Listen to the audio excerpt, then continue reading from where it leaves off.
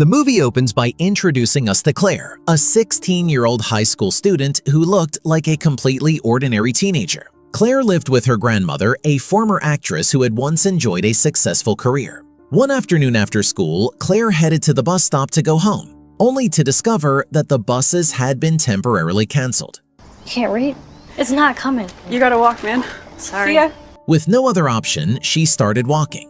As she made her way home, a stranger pulled up beside her in his car and asked if she could help him find an address. I'm looking for white sand. My girls are about to get out of practice. To earn her trust, he showed her pictures of what he claimed were his daughters. The men even offered Claire money in exchange for directions. I'm okay. I'm waiting for the bus. Although she was hesitant at first, she eventually agreed to get into the car. But during the ride, she began noticing several disturbing details.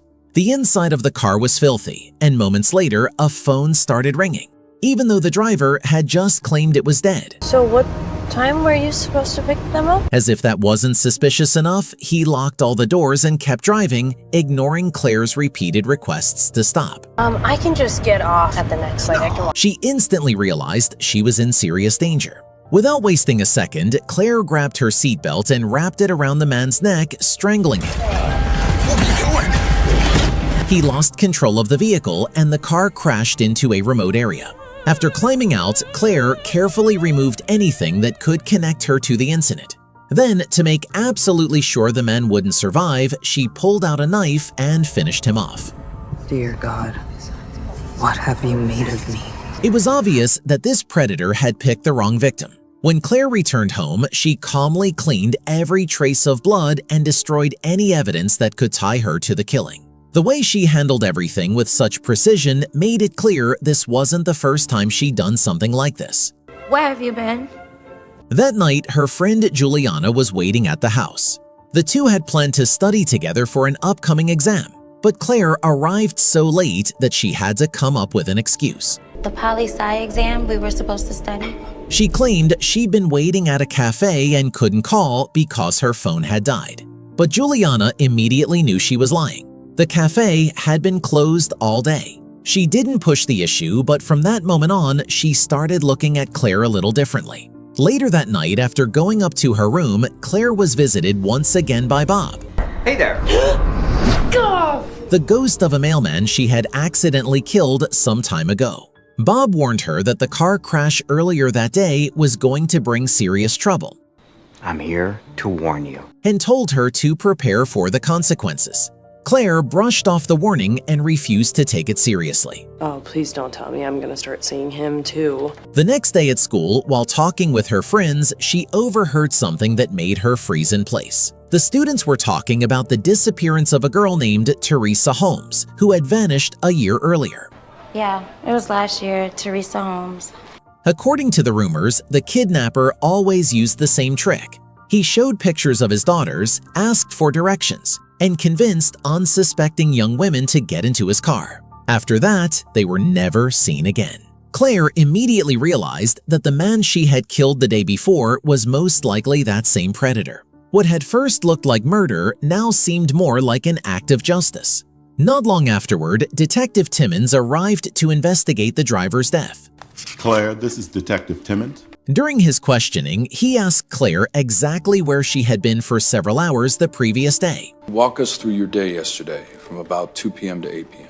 She quickly made up a story to cover her tracks, but her answers only made the detective more suspicious.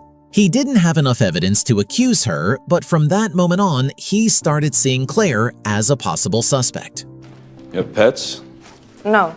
Meanwhile, a student named Wade, the ex-boyfriend of Claire's friend Amity, invited her to a party at his house. Cool. I have to go. Wait, where to?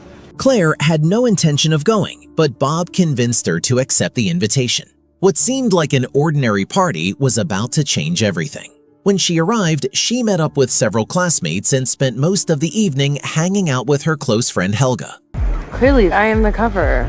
The two shared a few quiet moments together, but Wade clearly wasn't happy seeing them so close. Later that night, Claire stepped away to use the bathroom. Just then, the police showed up after neighbors complained about the noise, and the party quickly fell apart. While everyone else rushed to escape, Claire hid inside one of the bedrooms to avoid getting caught. That's when she stumbled onto something horrifying. She accidentally knocked a stack of photographs onto the floor. As she picked them up, she realized they showed several young women unconscious and apparently drugged. One face immediately stood out.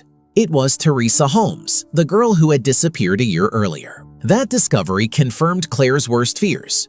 Wade was somehow connected to the disappearances. Just then, Wade unexpectedly walked into the room. Whoa. Hi. Claire quickly hid the photographs and pretended she was only hiding from the police. Are you running from the cops? Although Wade acted like nothing was wrong, Claire left the party convinced she had just uncovered a major clue. The next day, while she and Amity were auditioning for the school play, Claire casually tried to learn more about Wade. What was your relationship like with Wade? She asked if he had ever been violent or pressured Amity into doing things against her will while they were dating. So you went to my ex's party without us. The conversation didn't go well. Amity became upset and accused Claire of secretly going to her ex-boyfriend's party behind her back. Once again, Claire was left alone with her suspicions. Determined to find the truth, she began investigating on her own, digging through reports of missing persons and disappearances in the area. Claire discovered that for years, young women had been disappearing without a trace. The most disturbing part was that none of them had ever been found. Convinced that Wade was involved, she immediately went to Juliana and told her everything. She explained what she discovered and described the disturbing photographs she had found at the party. And then I found the photos of you. But Juliana didn't believe a word of it. She couldn't imagine Wade being capable of something so horrible. Instead of taking Claire seriously, she accused her of having a crush on him. Frustrated that no one would listen, Claire continued investigating on her own. Meanwhile, Detective Timmons became even more interested in her. One day when Claire spotted him walking through the school hallways, she tried to avoid him by slipping into the school theater. There, she met the drama director who unexpectedly offered her one of the lead roles in the upcoming play alongside Amity. So you can play the male lead, Sidney Brule. Claire accepted the role, but her brief moment of peace didn't last long. Detective Timmons eventually found her and questioned her once again. The man who was murdered in his car. This time, he revealed that a witness had seen a red-haired girl near the scene where the driver was killed. Claire stuck to her story, but Timmons pointed out a major problem. There were several hours in her timeline that she couldn't account for. He still didn't have enough evidence to arrest her, but the pressure was clearly building. But Claire, let me be clear. You have a 3-hour gap in your alibi. That night, the stress became overwhelming. Unable to stop thinking about the photographs she'd found in Wade's house, Claire turned to alcohol in an attempt to calm herself down. Instead, it only made her obsession even stronger. I need to know what to do. What do I do, Bob? Following a clue given to her by Bob, she made her way to an abandoned house. What she found inside confirmed that something far darker was going on. She discovered a video camera along with several photographs of herself and other young women. Claire immediately recognized the photos. They had been taken during Wade's party. That could only mean one thing. Someone had been secretly watching them and collecting information on every girl who attended. At that point, Claire was convinced that Wade and Helga were hiding something. But the worst was still to come. Not long afterward, Claire received devastating news. Juliana had disappeared. The news hit her like a punch to the gut. She had warned Juliana over and over again, but nobody had listened. Now her best friend had vanished, just like all the other missing girls.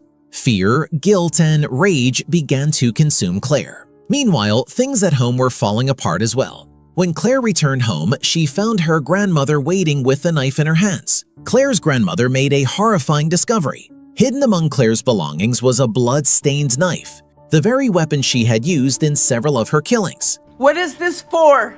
What is it you do when you sneak out at night? For the first time in a long while, Claire realized that the secret life she had worked so hard to hide was about to fall apart. The confrontation quickly turned into a heated argument. I'm not your child, Gigi. No, you're not.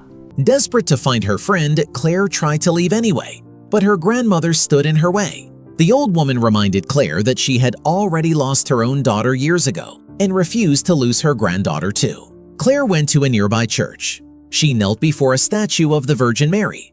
Help me carry this burden. I can't do this anymore. I'm not. And for the first time in a long time, asked for forgiveness for all the violence she had committed. For a brief moment, she let go of her determination and allowed herself to be vulnerable. Pray for us sinners now and in the hour of our death. She begged for a sign, anything that could lead her to Juliana and show her the right path. Then something happened. The face of the Virgin Mary seemed to disappear, replaced by the image of Juliana desperately crying out for help. That vision convinced Claire that her friend was still alive. Following the clues she had gathered, Claire broke into Helga's house later that night, convinced he was involved. Claire? She confronted him directly, demanding answers about the photographs from Wade's party and the camera she had found in the abandoned house. Ash, okay, I didn't even go back. That's it. Did you take this photo? No. Helga looked genuinely terrified. He insisted he knew nothing about any of it. According to him, the camera had disappeared during the party, and he had never seen it again. When Claire showed Helga one of the photographs of the missing girls, he swore he hadn't taken it. However, he did recognize the location in the background. Years earlier, he had participated in a modeling photo shoot at a particular house through a talent agency. Luckily, he still had the address. Without wasting a second, Claire headed straight there. When she arrived, the house looked completely ordinary. A man answered the door and greeted her with a friendly smile. Hello, have you seen my friend Juliana LeBlanc? Pretending to be an innocent girl searching for her missing friend, Claire asked if she could use the bathroom, giving herself an excuse to get inside. And can I get a glass of water? I'm so thirsty. Once she was in the house, she asked for a glass of water while quietly studying every detail around her. She knew she was walking into a trap. Just as she'd suspected, the man took advantage of a brief distraction and slipped a powerful sedative into her drink. Claire noticed exactly what he had done, but she pretended not to. Thank you for your hospitality. Then she drank the water anyway. Seconds later, Claire lost consciousness. When she finally woke up, she found herself tied up in a dark basement, and she wasn't alone. Right in front of her was Juliana, bound to a chair and terrified, but still alive. Relieved to see her friend alive, Claire stayed perfectly still and pretended she was still unconscious. Girl on the bed's done. All right, she's got pickup in an hour. As she listened, she overheard a phone conversation that revealed the truth behind everything. The man holding them captive was named Randall Morton. Even more shocking, he was the twin brother of Joe Morton, the kidnapper Claire had killed just days earlier in the car. During the call, Claire learned that the two brothers had worked together for years, running a human trafficking operation.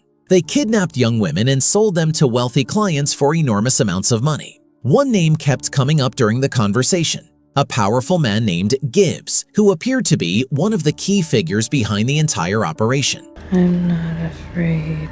But Claire was about to discover something even more disturbing. After Joe's death, someone new had recently joined the trafficking ring. Before ending the call, Randall ordered a truck to arrive in 1 hour to transport both girls.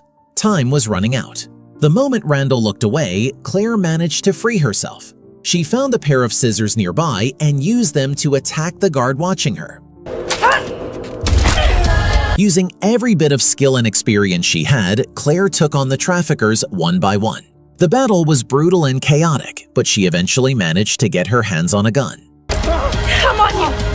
For a moment, it looked like she was finally going to win, but Randall reacted quickly. He grabbed Juliana, held a pair of scissors against her throat, and used her as a human shield. Let her go. Then, in the middle of the standoff, a police cruiser pulled up outside. Help! For a brief moment, it seemed like help had finally arrived. Claire felt a wave of relief, believing the nightmare was finally over. But the moment the officer stepped inside, that hope vanished. The man who walked into the room was Detective Timmons, and he wasn't there to rescue anyone. Randall, Jesus Christ, man, you had one job. His arrival shattered any hope that the police would save them. Claire instantly realized that Timmons not only knew about the trafficking ring, he had been involved from the very beginning. As Claire struggled to process the betrayal, Randall lost his patience and became even more aggressive. Seizing the opportunity, Claire pulled the trigger and shot him in the shoulder, taking him out of the fight. The situation changed in seconds. With Randall down, Claire gained the upper hand. Realizing the operation was collapsing around him, Timmons abandoned everyone and fled before he could be caught. I loved killing your brother. After taking down the remaining traffickers, Claire freed Juliana and made sure she finally got the help she needed. After everything was over, Claire made a decision that changed the town forever. Instead of covering up what had happened, she contacted the press and exposed everything she had uncovered. Juliana LeBlanc, who went missing 3 days ago. The human trafficking ring was finally brought into the public eye, and the dark secrets that had been buried for years began to unravel. It was really scary. But when Claire returned home, believing the nightmare was finally over, she discovered the real tragedy was only beginning. As she walked inside, she found Detective Timmons waiting for her. He had arrived before she did. Her grandmother was dead. Oh, don't worry, Claire. The sight of her grandmother's body completely shattered Claire. Her entire life, she had tried to protect the few people she truly loved. Now, she had lost the last one. Without a hint of remorse, Timmons revealed his true intentions. Remember, I tried to make a deal with you, but you had to go all Rambo in that basement. He offered Claire a place by his side, asking her to help him continue running the criminal operation. Then he confessed something even more shocking. He had always known that Claire was responsible for killing Joe Morton, and even Bob, the mailman. I know you're responsible for the mailman's death. All that time, Timmons had been watching her, gathering information, and waiting for the perfect moment. His words destroyed the last bit of patience Claire had left. Overwhelmed by grief and rage, she realized she had nothing left to lose. She charged at him with her knife, and the two launched into a brutal fight that tore through the entire house. The battle was vicious, with both of them refusing to back down. Although Claire fought with everything she had to avenge her grandmother, Timmons was stronger and overpowered her for most of the fight. Eventually, he grabbed her by the throat and threw her into the swimming pool, determined to drown her. For a few moments, it looked like it was over. Convinced Claire was dead, Timmons turned his back and calmly walked away. Like a ghost rising from the dead, Claire silently emerged from the water behind him. Without making a sound, she crept up from behind before he had a chance to react.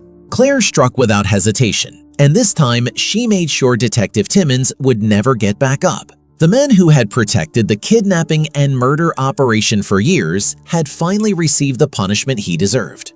As the weeks passed, life gradually returned to normal. Juliana went back to school and tried to rebuild her life after everything she had been through. Claire also tried to move forward, but the loss of her grandmother left a wound far deeper than anyone could see. Why don't you take some of my flowers? Sometime later, as she prepared for the school play, she received one final unexpected visitor. Bob appeared to her one last time. Finding Claire alone in the dressing room, he listened as she mourned her grandmother. Where have you been this entire time? I could have used your help, you know. With a calm smile, Bob reassured her that her grandmother was finally at peace, and that she was still watching over her from above. Bob's words gave Claire a small sense of peace after everything she had lost, but he hadn't returned just to say goodbye. Before disappearing forever, he warned her that the mystery of Oak Street wasn't over yet. There was still one final piece of the puzzle waiting to be uncovered. As proof, Bob leaned in and whispered a code into her ear before fading away. The code is 1713. Curious, Claire quickly realized it was the passcode to Amity's phone. She unlocked the device and began scrolling through the messages stored inside. What she found left her completely speechless. Among the conversations, Claire discovered that the new interpret Randall had mentioned wasn't some stranger. It was Amity. Her own friend had been working for Gibbs all along. That betrayal hurt even more than any fight she'd survived. After everything that happened, Claire realized the corruption and evil surrounding Oak Street ran far deeper than she had ever imagined. Consumed by a quiet rage, Claire walked over to the props being used for the school play. There, she picked up the fake stage knife that was supposed to be used during the performance and secretly replaced it with her real one. A few moments later, the play began. The curtains opened and Claire stepped into position on stage. A deep red spotlight washed over her face as she stared across the stage at Amity. There was no hesitation left in her eyes. She had finally uncovered the last person responsible, and she was ready to finish what she had started. The story ends right there, making one thing perfectly clear. The Oak Street case isn't over yet, and Claire is about to write the final chapter of her war against the people who destroyed so many innocent lives. We're getting closer to 1,000 subscribers, so hit that subscribe. I'd love for you to be part of that journey. See you in the next one.